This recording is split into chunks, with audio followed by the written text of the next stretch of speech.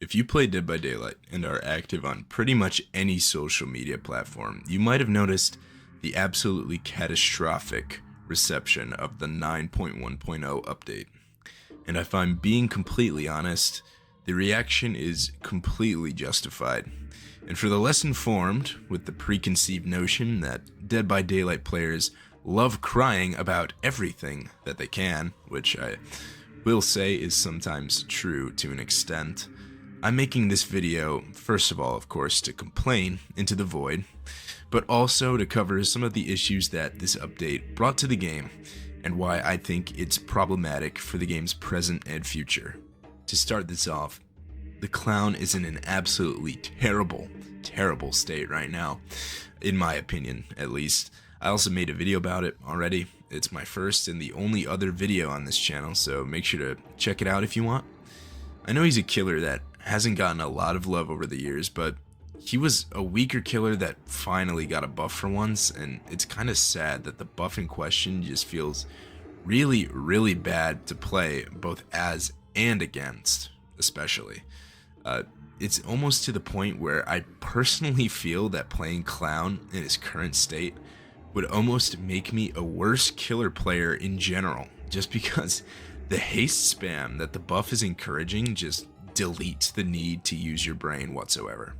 When it comes to new things included in the update, Rick and Michonne from The Walking Dead are finally in the game, which at the end of the day is pretty cool. But of course, no good things come to Dead by Daylight ever without some classic BHVR charm. With Michonne specifically, she has an absolutely unbearable coughing noise whenever she's affected by the plague infection.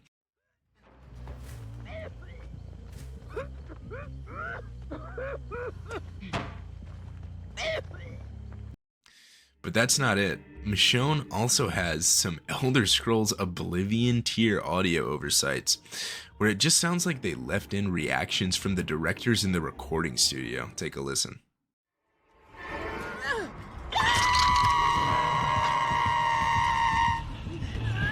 Get me off this thing!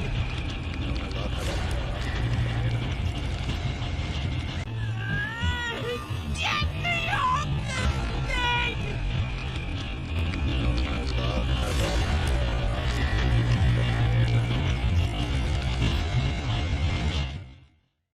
Some things I'm mentioning, by the way, obviously aren't game breaking, right?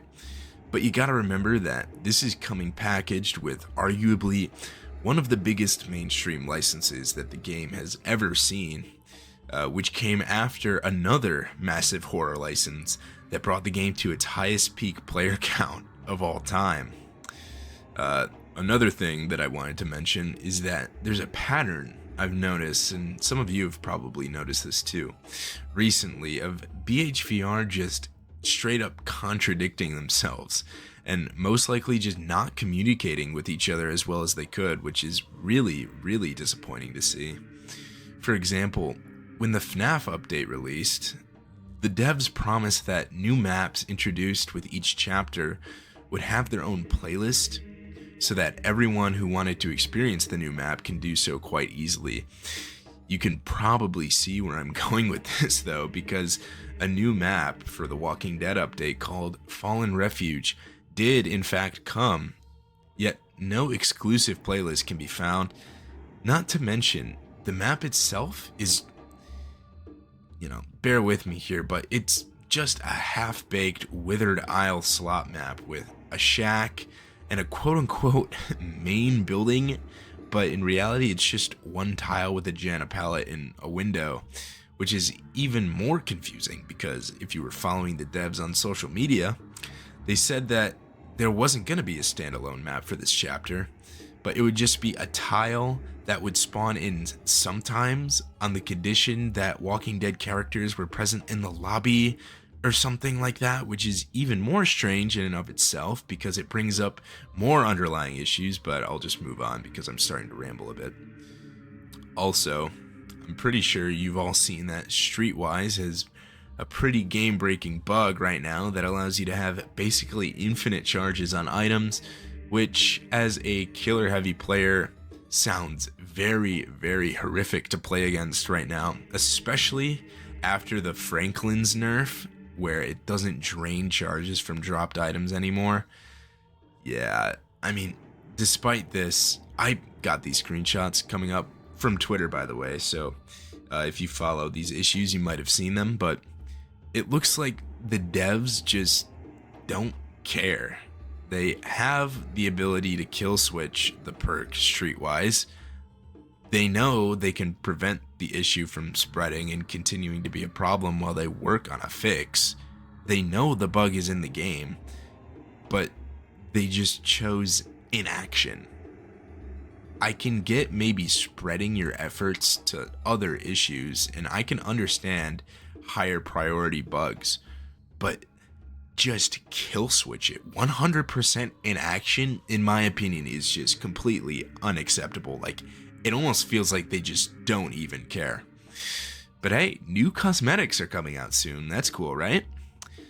But they can't even get that right, because the Rift Pass Sable skin, I know this is kind of nitpicky, but it has some weird cloth tail issue where the cloth is just magically stuck in place, and it just looks kind of stupid. So when they prioritize selling us cosmetics, they can't even do that correctly. So that's just great. That's the most BHVR thing in the world.